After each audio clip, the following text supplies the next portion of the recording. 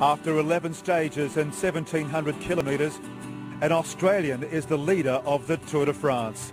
All my friends at home, drink all the beer and champagne you want. I've got some work to do, a long way to Paris yet. The race enters a new phase as the battle for supremacy steps up a level.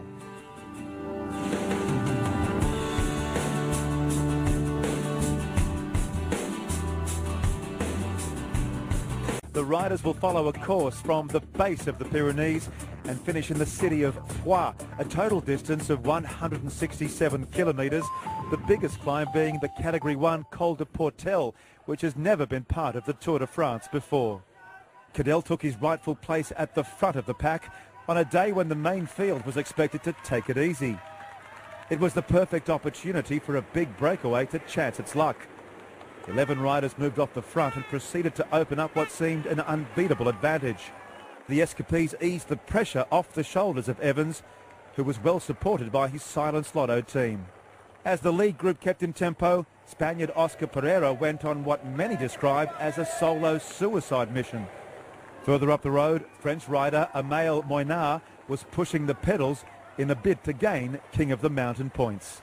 Well, he's going to go under the banner with 10 kilometres to go, holding on, grasping on to a 15-second advantage, looking over his shoulders. He will not give up until they get onto his back wheel. As Oscar Pereira here, Phil, at the summit of the climb, looks over his shoulders to say, where is the main field? I might as well wait for them now. Well, he is 12 kilometres behind the leader on the road right now, as he is clearly content. There's the peloton in the distance, so that they're not going to give him any more escape. He's got a lead of about 45 seconds, I would think. They're about to go over the top of that climb, so he's back in the pack. And then I think we're going to see it largely shut down. But he's done the damage on the day, Phil, because look at the size of that main field. There are not a lot of riders in the main field. Tête de la Course, this man is still battling to stay in front. But, you know, he's really just prolonging the agony in a situation like this because he is going to get caught. Oscar Pereira has seen the damage that he's done here this afternoon, and he's sitting up in the front to wait for the main field. Okay, well, he will be back in the field very, very shortly. I think this man might be back in the big breakaway pack as equally as quickly in a few minutes' time. The main field are an awful long way back, Phil, and they're losing themselves a huge chunk of time this afternoon. It's up to around about 16 minutes while we look at 5 kilometres to go for the lone leader, and his lead is just 6 seconds. But we've had this about 3 kilometres now, 6 seconds, and they're not catching him. He will not give up.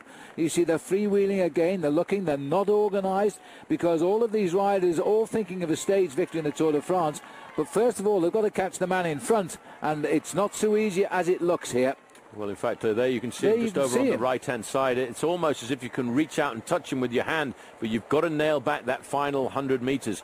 He really will not give up at all, this young man, and he's hoping that they'll start to play tactical games together, and they'll start to sit at the back, and riders will start to miss turns, and their impetus and their momentum will disappear. I don't think that will happen because they still believe they can pull him back when they want to. Here we go. That's Bocharov. That's got to be Bocharov, because his little style there, he sprints away to the right. He's a very solid rider. He's the best placed in the race here, but he's 20 minutes behind the leader overall. Now, he's trying to organise people to react, and they won't react. Look, they just continue to make the pace again. That's Marco Velo. Well, the gap there is not much more than 2 or 3 seconds, Phil, and still Moinard won't give up, but somebody's made a move across. That looks as if that could be Martin Elmiger. That's him. It's a perfect day for Elmiger. He's got to get away, though. Former winner of Australia's Tour Down Under. And he's not won anything much since. He has been a champion of Switzerland, though, and they've caught him at 4 kilometres from the finish. He's got some legs, this young man. He's after him again. Well, go on. He's come across there. He's really giving everything he's got, but watch out for Alessandro Ballan coming across the gap there too, because Ballan feels that he can get the victory this afternoon.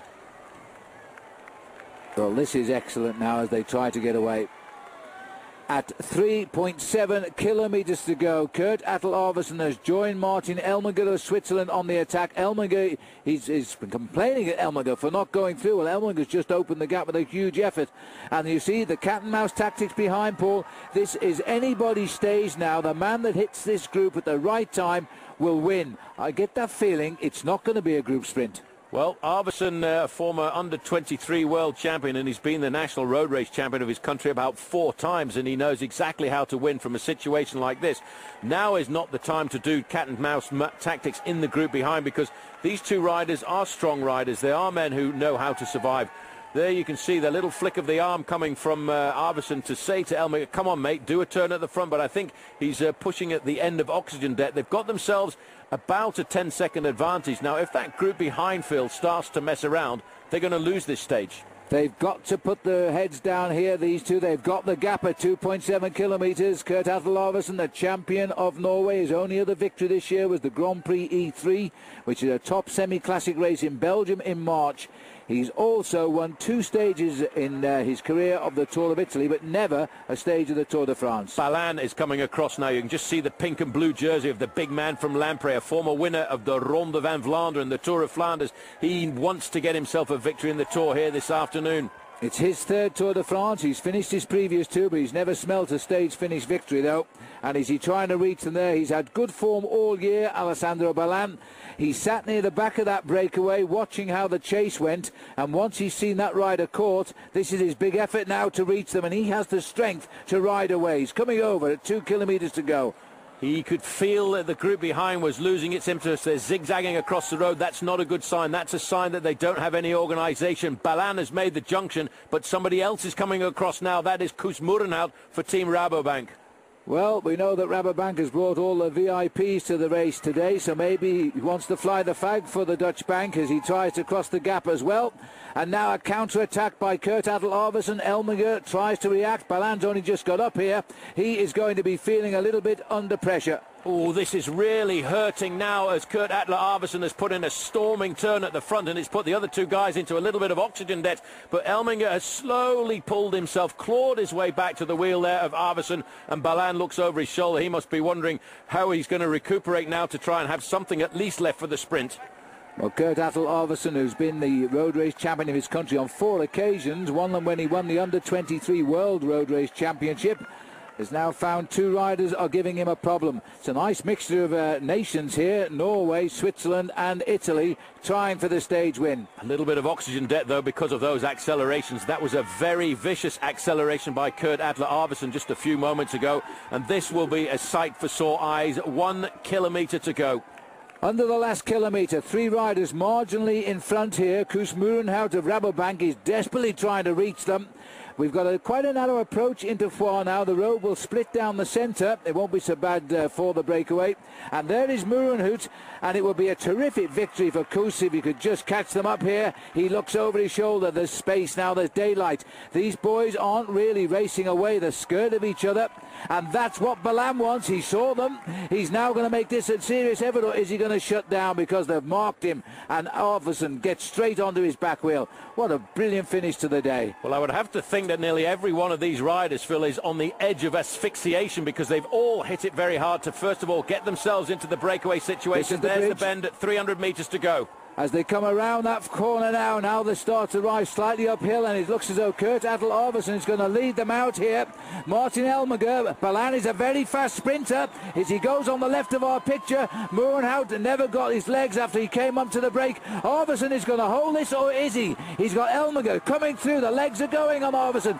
Well, it's close enough. I'll take the photograph because it could have been Elmiger, that. Kurt Atle Arvidsson was crowned national champion of Norway a little over 2 weeks ago. He's backed it up with stage success at the Tour de France. Martin Elmiger and Alessandro Balin filled the minor placings.